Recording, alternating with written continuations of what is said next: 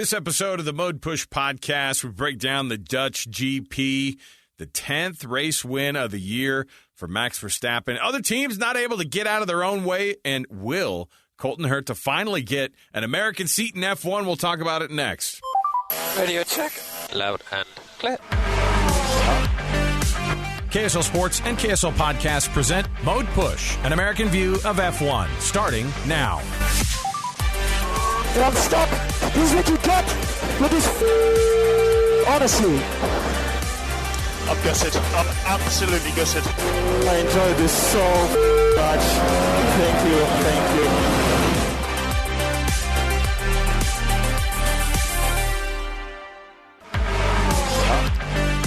Welcome on in, everybody. It's another edition of Mode Push, the American view of F1, the podcast. Thanks for being with us as we break down a little bit of the Dutch GP. Zandvoort in the books, and man, it's another one that Max Verstappen walks home with, the second year in a row that he has 10-plus wins on the grid. An amazing finish for him and, of course, the hometown fans. Joining me, as usual, Dan Jimenez. I'm your host, Alex Kirry, the other host. Dan, you watched the race today, and we're just as excited about this thing as I think the rest of us were.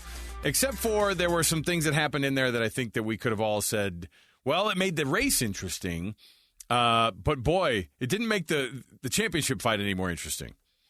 Yeah, if you were to just look up the race results at the end of the race, you would have thought, oh, well, this played out probably like all the other races have, for the last few months. Right. But watching the race, it was anything but that, and seemed like it was going to fall towards Mercedes till, a bit of chaos towards the end. Well, the screw-ups on the pit lane are always fun to watch. I don't care if it's, I think it was, I don't know if it was last year or the year before that Valtteri Bottas had that the machined nut on the wheel that wouldn't come off, and they just said, you know what, we can't do anything about it. They couldn't even get it off until they got it back to the factory. And today it was, I don't know what ended up happening with Yuki Tsunoda. What did we end up find out that happened with that? Because he says the tires weren't fitted. He ends up having to stop twice. They're fiddling around with his seatbelts at one point. Did we ever get like a clear answer as to what happened to Yuki and why we got that first safety car in the first place? Yeah, it sounds like that what happened was he had an issue with his differential, which is, the back of the car helps to drive the rear wheels. And so he came out of the pit lane and felt like something was shaking around back there. And so the first thought he had was, my tire's coming loose. So that's what we heard on the radio, right? Was, tires coming loose. The team checks it and they say, no, like your tires are fine. Just come into the pit. And I guess what happened was while he was thinking that his race was done and he was going to get out, he was going to get out of the car. So he loosened his belts, which is a big no-no, right? With the FIA. So when he came back into the pits, all we saw was the mechanics jumping in there trying to tighten his belts. And we're like, wait, was this the issue?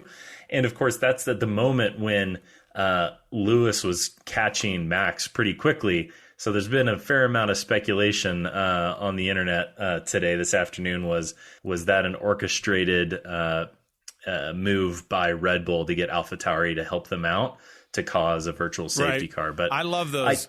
I love the conspiracy theory stuff. You start busting out the X-Files because then Valtteri has his own safety, or then he has his own rolling stop, and they stop him, and then everybody goes, that's Valtteri helping out his old clan, like helping out his buddies. So whatever you want to think about how this thing rolls out, there's too much money on the line for it. By the way, Red Bull couldn't care less if AlphaTauri, if one of those cars blew up in the race and they raced right past them to get first place. They do not care. They're not going to ask AlphaTauri. I know that people think that Helmut Marko is, Emperor Palpatine on the grid, and he kind of looks like him, but I don't think that's how it works. No, and it would have been too much to orchestrate all that and communicate it to Yuki, over the radio without anybody else knowing. So I doubt that was done on purpose, but it fell into Red Bull's hands a bit. And so, Max came and pitted right then for hards, and I really loved Mercedes' call then too under the virtual safety car to they double stacked that pit, and they both came in on medium, so they knew like, hey, that advantage, that kind of tire age, and not like the one stop that Mercedes was on. Yeah, that advantage went away with the virtual safety car. So what are we going to do now? And they're like, well, let's at least go on a faster set of tires than what they saw Max go on. So I thought that was a really good call, and that set them up for what I think was going to be a Mercedes win until Bottas pulled out the full safety car. Well, so full pace, everybody going, no safety cars. What's your podium look like then? Without the safety car? Yeah, I mean, is that an easy... A couple of times in the race, you saw it toward the end, it was a Lewis-George 1-2, and... I mean, pace-wise, it was like, well, no one's questioning whether or not Max Verstappen doesn't have the pace or not. He was obviously the faster car through the weekend. Mercedes figured some things out, but if all things were equal in the sense of everybody was kind of on the same race strategy, they're all just racing wheel-to-wheel, no safety cars, who wins that race then today? I think it's Lewis. I think Lewis wins that race. Mercedes somehow was running quick on the hard tire, which was something that the teams didn't think was possible going into the week. They thought that hard tire is too hard. It's a second or a second and a half slower a lap. Like, that's not going to work for anybody. But Mercedes, they made it work somehow with their car. And that, I think, is what caught Red Bull out on their strategy, as they didn't expect Lewis to be as fast on that hard tire as he was. So no safety car. I think Lewis ends up winning that race. And maybe even George gets around Max too. It was interesting too, because Mercedes seemed to screw it up a little bit on the strategy. It certainly wasn't team orders for Russell to come in when he did, and then to go out on the softs while Hamilton's going on the radio going, so is everybody else on softs around me? He goes, is everybody else? What does everybody else have tire-wise? They go, everybody's on softs around you. That was what it was. And he goes, is everybody on softs? And they go, well, the cars around us are. Like, but not like... Not Nicholas Latifi. He's on hard still. Like, yeah, who cares? Like, of course the guys around me are on soft because they ran it. It's another time where these guys are probably in the debrief afterward, that cool down room, and they're going, why didn't they put Lewis on the mediums? And he's like, and then George has to say, I forced myself in to get the softs. And at one point, even when he was passing him at the very end, when George was passing Lewis, it was not an easy pass. It looked a little dicey. That was like one dicey. Of those obvious moments where you're going, oh, Mercedes doesn't want this on their hands. This is a mess. And certainly the seven-time world champ Lewis Hamilton had to kind of take the back seat too. And what did he end up? Fourth? Is that what he ended up finishing? Just off the podium, yeah. Jeez. Fourth. After being a race leader for a good chunk of the race, and certainly probably their best pace and their best shot that they've had all year. After everything, though, you still have Max Verstappen, who could mathematically, Dan, take the next 4 races off, basically, and still be okay in that championship race. I think people are already looking ahead to see when he could clinch this thing. I don't know what the next races look like in terms of these play out for them, but you see these other cars kind of gaining some pace. You know, Ferrari has already still had the pace. They've just screwed up in other ways. But it looks like Mercedes is kind of back. Or does that totally go away race to race? We have no idea. It does change race to race, but I agree that Mercedes has momentum right now that they'll carry into Monza. So I expect Lewis and George to fight there for against Red Bull at Monza, and we'll see if Ferrari has the straight line speed. I mean, it's the temple of speed, right? At Monza, it's lots of high speed straights, and so whoever has the best engine and lowest drag is going to probably take home the win. So I expect Mercedes to fight pretty well. The constructor standings, obviously Red Bull running away with this thing.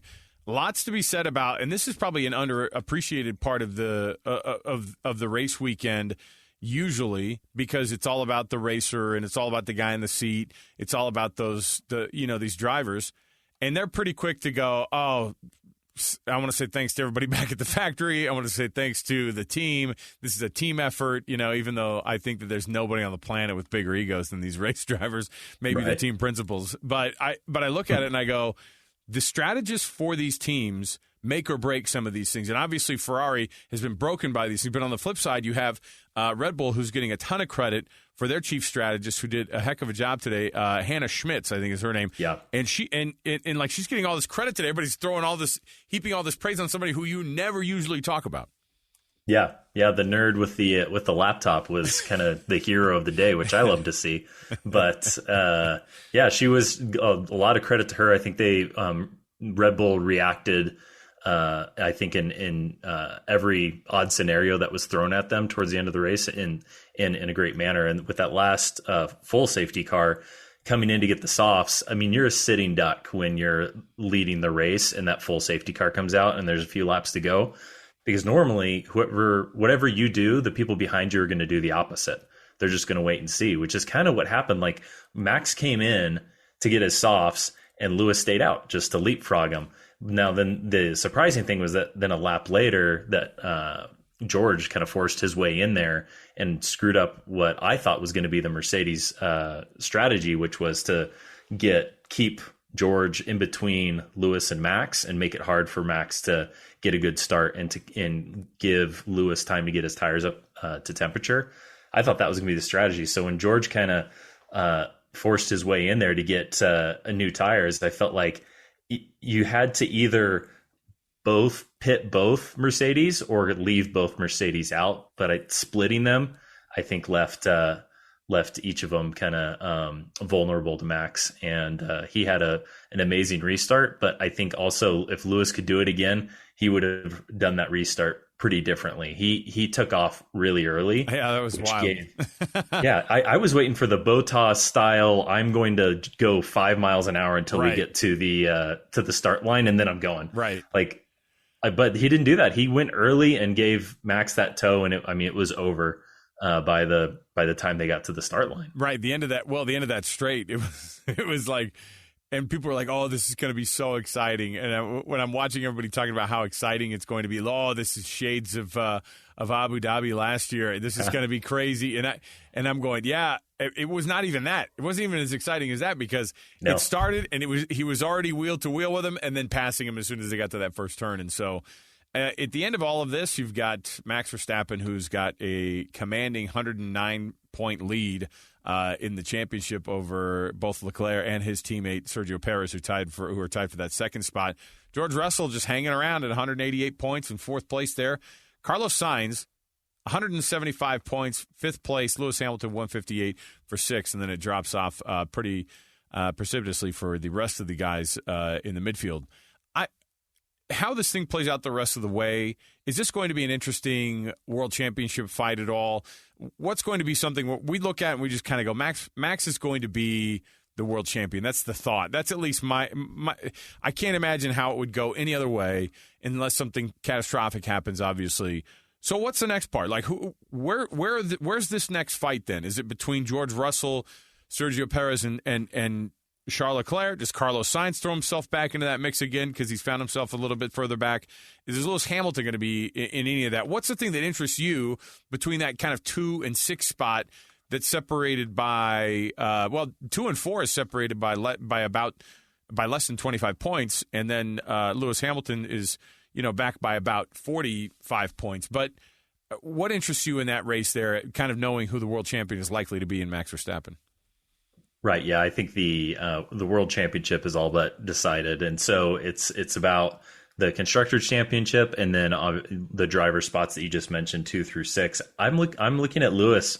I think that he's going to surge, and Ferrari has something like a 30-point lead in the constructors standings over Mercedes. They need to keep that. I mean, there's big money at risk there between the second and the third spot. That's what I was wondering is, like, we always hear the hundreds of millions of dollars, and across American sports, the way we do it is if we just go, you're terrible, but you get the same share as everybody else. Maybe your gate's a little bit different because not as many fans are showing up. But, like, explain that a little bit. Like, I don't know what the actual chunk of money is that's shared. And I love the idea of you're better, you get more money, which sucks for the smaller teams, but at the same time, it's a good incentive to be able to produce better race results. So what's the actual kind of money breakout? When you say it's better to be obviously between second and third and fourth, or I know that last year, or even the teams now. You look at Haas, who at one point was going, "Hey man, they were in like fifth or sixth, a handful of races in." And that's a massive amount of money, but what really is the difference money-wise between these teams when they do finish in the order they do? Yeah, it looks like it's on the order of 30 to 25 million difference there, kind of in the top spots. So that's a significant amount of budget. That's 25-50% of your budget for a season. That can make up the difference there between those spots. So they're going to fight super hard for that spot, Mercedes, to try to take it away from Ferrari. So that's what I'm interested in watching is those two. And there's new rules coming into play in 2023 around the floor, like we talked about in the last episode, and raising the floor. And Mercedes is already working. All the teams are working on it, but Mercedes is really investing a lot into the development of that car for next year, kind of almost taking this year as a write-off and trying to come out stronger next year. But I think that they're going to gain some momentum through these last few races, and we'll be back in the title hunt in the first race next year.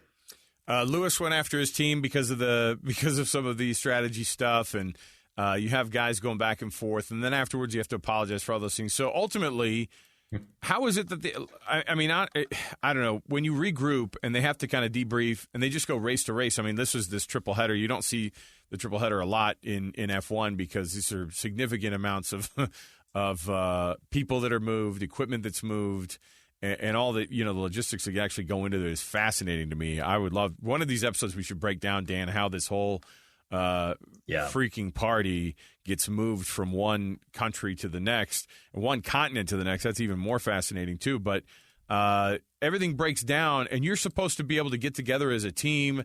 Do they get like sim time? Do they get any kind of like real looks and real debriefs that are significant between races like this? Or is it like when you don't have a bye week in football and you go, no, man, we just go straight into it. We have a couple practices during the week, as they do, and they just, for them, I feel like just traveling to the racetrack is the majority of what they have to do. Yeah, it's a traveling circus, right? It's the same group of people every weekend in a new spot. A lot of preparation goes into each race well ahead of the race weekend. Through the summer break and even prior to that, these teams will have all been doing all of their simulation work to get ready for each race weekend. So they'll come into it with their plan, and they'll likely take the data that they gather from, the most recent race and try to incorporate that into their sim and their, what they're preparing to test during or run during the practice sessions at the next race at Monza. So I would say they're 95% there by the week before, and then some fine tuning there in the last few days. But like you said, it's a lot of logistics. It's just got to get your rest, got to get your sleep, and got to get the car and all the equipment to the next spot. Because a triple header that's a lot of travel, and these guys are going to be pretty tired. From today's race, anything else that we haven't touched on that you think you went, that's something that I got to bring up in the pod today? Because, through the race, you're just kind of watching this thing go in slow motion, and you go, oh, my goodness, another safety car. Max Verstappen was, you could call it being gifted something, but he's still the best racer out there on the track. Yeah. Some of the things that stood out to me, we talked about this a little bit, but the Ferrari pit stop mishaps there with the late left rear tire to go on. I went back and watched that to try to figure out what had happened, because on the radio or on the broadcast, they had speculated that they had misidentified a tire in the wrong blanket or something. But watching, it looked like the tire carrier ran around the wrong end of the car. He tried to go around the front of the car, and that pit lane is surprisingly tight. I didn't remember that from last year, but it seemed like it was really just skinny and tight in there. And so I think the Red Bull of Sergio was about to come out, and the tire carrier couldn't run all the way around all of his teammates. So he had to run back through the garage to come around the back of the car. And that's what, added the 10-15 seconds to that pit stop. Oh, so that's just, I'm just sitting there thinking, are they hungover? What is going on in that Ferrari garage that the tire carrier didn't even know where to exit the garage with the tire it was just mind boggling. It's wild to me too, because the more that I've you dive into the sport, you watch Sergio Perez on the time where he was during that same stop, they're out there. They had obviously messed something up because the wheel gun is just sitting in the road, and Sergio Perez runs over it because this is a tight pit lane, and he's just going into the same space that he's supposed to go into, and they had obviously just kind of left it out there, lying out there. And I was thinking, did he run over that on purpose? Did they leave that out there on purpose? But the reality was, they were all mixed up. I'm baffled too, because as soon as that happened, it was interesting because the commentary in the booth was, that just ruined their entire race. Like in the first quarter of the race, his race is ruined because of this 14-second pit that they had there. And I thought it's wild because at some circuits it doesn't necessarily mean that, especially if these cars have pace, which the Ferrari does. Yeah, that really set Carlos back, and he said that he had already sustained some damage in that first corner tangle with Lewis kind of washed up into him a bit and damaged a bit of his kind of side skirt barge board area off the inside. So Carlos cited that after the race as kind of what had hurt his pace. But yeah, having a 14-second pit stop will definitely not help there or really anywhere.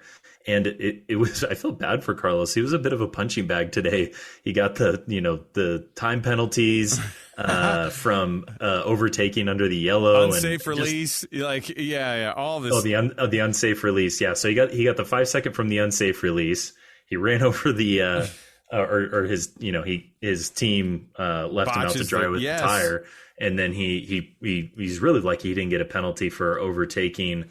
Right next to Valtteri when the yellows were out. Yeah, I was fascinated too when he's like, that was not an unsafe release. That was definitely not an unsafe release. And I'm going, how on earth would you have thought that? And by the way, if it's an unsafe release, that's not on him. I mean, like, all he's doing is having a guy go, yeah, you're good, and then they just have to trust that. That's the other part that I've been blown away by is these teams that are these engineers, these race engineers. It is beyond the craziest thing you've ever practiced in your life.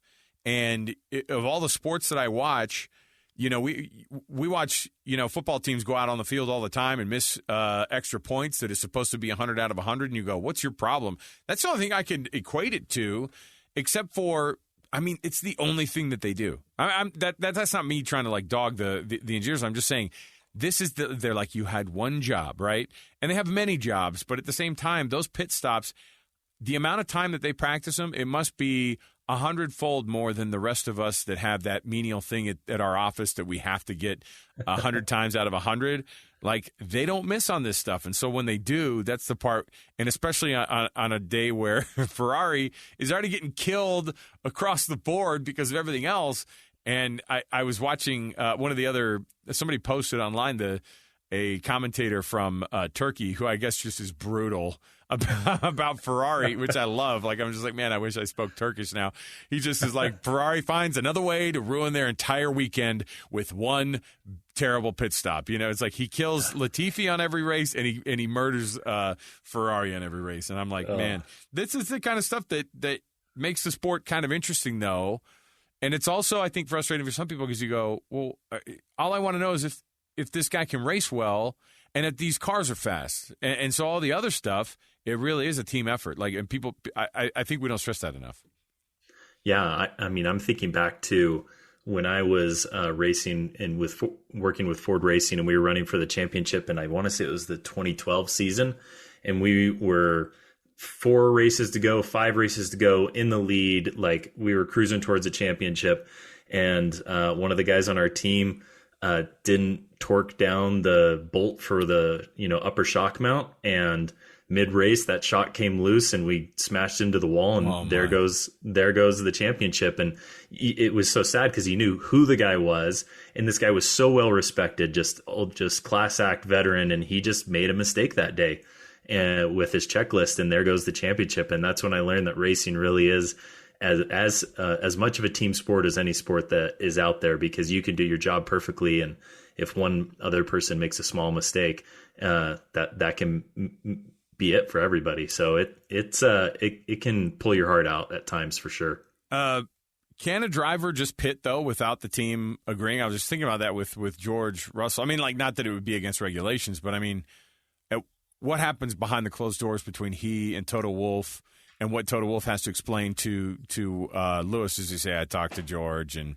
he's never going to do that again. But that also feels like a kind of a veteran boss move to just go, I'm taking over. It feels like something that Fernando would do. It feels like something that Lewis would do. It feels like something that a guy like George Russell is very confident enough to be able to make that move, and he did it. But is that like the kind of thing where the team goes, don't you ever freaking do that stuff ever again? That quite possibly could have been the conversation afterwards. I was, I guess, impressed and surprised that George was so adamant about coming in and getting those tires. That's something I would have thought maybe in year 2 or year 3 he would have done. But halfway through his first year with Mercedes and being the clear, number 2 to Lewis, well, theoretically starting the year, he's the number 2, but he's ahead of him in the standings. So right. I think George just sees himself as, hey, I'm racing straight up with Lewis and I want softs and I'm coming in and I'm not going to ask what this does to Lewis's race, even though he knows what it's going to do. So yeah, it's he probably got some sort of a talking to, and if his engineer cleared it, then that's more on the engineer too. Did you just call his engineer a moron? How dare you? Come on, you know how to respect those guys more. That's right. Looking into this week, what are we expecting in Italy? Who does this track fortune more? I know you talked a little bit about the straight speed that you get there. Does that just kind of automatically benefit Ferrari, who's been super slippery on those straights, or has Mercedes figured something out? What does this race look like? I mean, we've had interesting finishes over the last couple of years here. We've had some bad starts for some of the leader guys who end up that lead pack ends up busting out quick, and then you have like a Pierre Gasly who has won this thing, and I think last year it was. Was it Ricardo who won? This is the place for Ricardo. Yeah, I mean, so I guess you could expect anything at Monza, or should we just expect the same old with Max Verstappen getting another W? I think on a performance basis, it's still, Max is clearly in the lead. But like you said, there's something about Monza lately that seems to throw a wrench into the usual running order. So I'm really excited for it.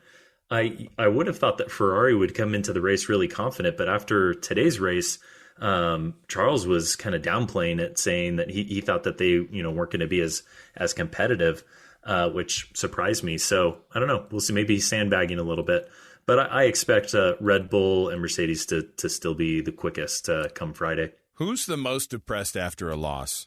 Is it Charles Leclerc cannot hide anything. Max Verstappen can't hide anything. Lewis can fake anything. I'm trying to figure out who looks the most like.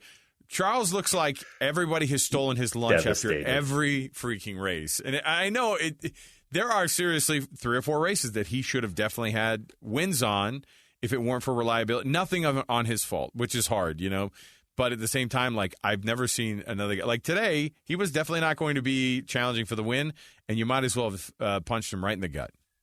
Yeah, I think my meme of the year so far is something like you've never seen anybody sat in a Ferrari, and then it shows Charles.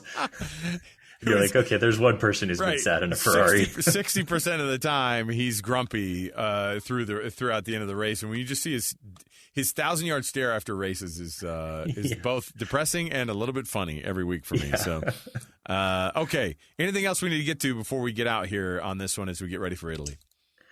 Sounded like AlphaTauri confirmed today after the race that they are looking to sign Colton Herta, which that's one more step towards having an American driver. If the FIA will give him an exemption for his super license point thing that we talked about in the last episode, then we've got an American driver. And I don't think we've had an American driver in F1 since Scott Speed. I'm trying to remember the last full time. Who was anything but Speed, by the way, right? Yeah, Scott. Yeah, you and I both have the same amount of F1 championship points as Scott Speed. Yeah. So, but this is interesting too because I think McLaren. I mean, Zach Brown was kind of like they were looking hard at Herta for a long time, and so is this like somebody else getting to him, or is McLaren going, we're kind of interested in other stuff. Obviously, the Oscar Piastri stuff, I don't know how that's going to work out still, but like who's he going to end up racing for? Because I know, and how quickly can he get that super license to kind of get things going here? Well, if the FIA wants to wave their magic wand, they can make it happen for the following season, which is what AlphaTauri is petitioning for. I think that, McLaren's saying that Oscar Piastri's, driving for him. The board ruled on that over the weekend and said that the contract with McLaren was the only valid contract that Oscar Piastri had. So wow. that'll be the lineup. And Alpine is, probably frantically trying to get Pierre Gasly. It's interesting. You keep seeing these video clips of the drivers walking out on, Parc Fermé or just walking into the racetrack, and you can kind of catch a little bit of what they're saying on the mics. And I've seen two now where one was Gasly talking to somebody saying like, yeah, the contract's already done. And another one was today, Danny Rick saying he's going to take a year off. Yeah, I saw that one on year. Twitter, yeah. And I know that makes people a little bit sad, but there's also the part where I go, I like to see new faces and new butts and seats just because it makes things a little bit more interesting. I get nervous for a guy like Colton Herta who's going to have a massive amount of pressure on him. And, he's been driving at a really, really high level and has as much talent, I think, as any of these young drivers that are out there across the world. But the type of pressure that is with F1, I have never seen in any other level of motorsport. And so it's going to be interesting to see how he handles it. And hopefully AlphaTauri can give him give him a good car to at least give him something to work with next year too. But I'd be excited if he actually does get that. And I guess it's not unprecedented either. I was thinking, well, if they never do this, if they never push this through, but I guess they've done it a handful of times, and so it's not insane to think that they could push it through. Yeah. I think it'll happen. It'll be good for business for F1. I think that you'll see an ever increasing amount of interest from Americans having their guy that they can cheer for. Right. I'm super excited about it. That's it for this week then. Did we cover everything? I think we did. I mean, at some point we've overtalked it. So I appreciate you coming on these Sunday evening breakdowns here, and then people can be able to listen on Mondays. And we hope that they do. Subscribe, tell a friend, teach a neighbor about F1. We have a lot of people coming out of the woodworks. Dan, throw out your Twitter handle so people can follow you and at you, because you're really good about making sure people get those episodes. Tell everybody where to find you on Twitter. Yeah, you can find me at the Dan Jimenez. I'm working on getting a different handle, but for now it's the Dan Jimenez, and would love to engage with anybody who wants to talk F1. I'm on there and happy to chat and share memes and all the fun stuff. I love that people are like, oh, hey, there are other folks that enjoy F1. I don't have to hide in the closet anymore and enjoy it myself. Listen, as a guy who, for my day job, I have to be obsessed with college football, this is kind of an interesting thing for me because I do the whole college football thing. My wife loves weekends now. I'm watching football constantly, and then when I'm not, and football's not on during the daytime or during the morning, then F1 takes over. So sorry, honey. Sorry, not sorry. F1 takes over.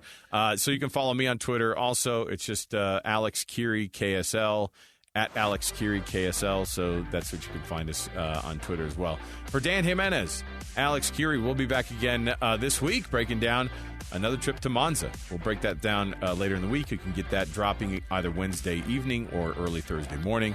Until then, we'll talk to you then.